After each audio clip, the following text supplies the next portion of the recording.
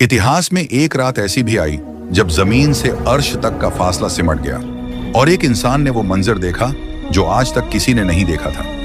ये वाकया रजब की 27वीं रात का है। मक्का की खामोश रात में जब हमारे प्यारे नबी सल्लल्लाहु अलैहि वसल्लम हतीम में आराम फरमा रहे थे, तभी जिब्रील अमीन तशरीफ लाए। वो अपने साथ जन्नत की एक खास सवारी बुराक लेकर आए थे, जिसकी रफ्तार का आलम यह था कि जहां तक नजर जाती उसका पहला कदम वहीं पड़ता था। आप उस पर सवार हुए और पलक झपकते ही मक्का से बैतुल मुकद्दस पहुंच गए। वहां एक रूहानी मंजर आपका इंतजार कर रहा था। अल्लाह के तमाम पैगंबर वहां मौजूद थे।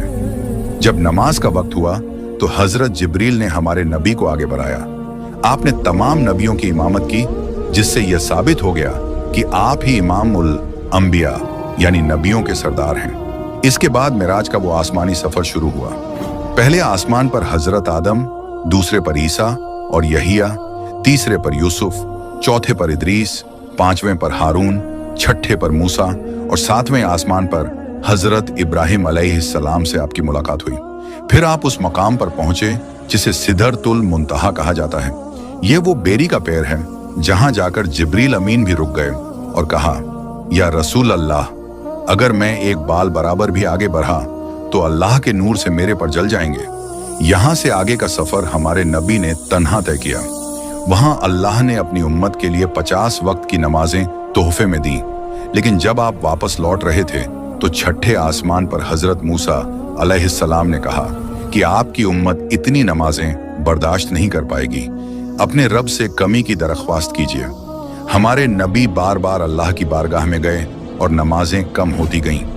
आखिरकार 50 के बदले 5 वक्त की नमाजें फर्ज हुईं। लेकिन अल्लाह का करम देखिए, आवाज आई कि ए महबूब, मेरे यहाँ बात बदलती नहीं। जो आपकी उम्मत ये 5 नमाजें पढ़ेगा उसे सवाब पूरे 50 नमाजों का मिलेगा। तो ये था वो मुकद्दस सफर जिसने जमीन और आसमान के फासलों को मिटाकर बंदे को खुदा से मिला दिया। अल्लाह ने अपने महबूब को बुलाकर हमें नमाज जैसा कीमती तोहफा दिया। क्या हम इस तोहफे की कद्र करते हैं? अगर आपको भी मेराज के इस वाक़े से मोहब्बत है तो कमेंट में सुभान अल्लाह लिखें और ऐसी ही इस्लामिक कहानियों के लिए चैनल को अभी सब्सक्राइब करें।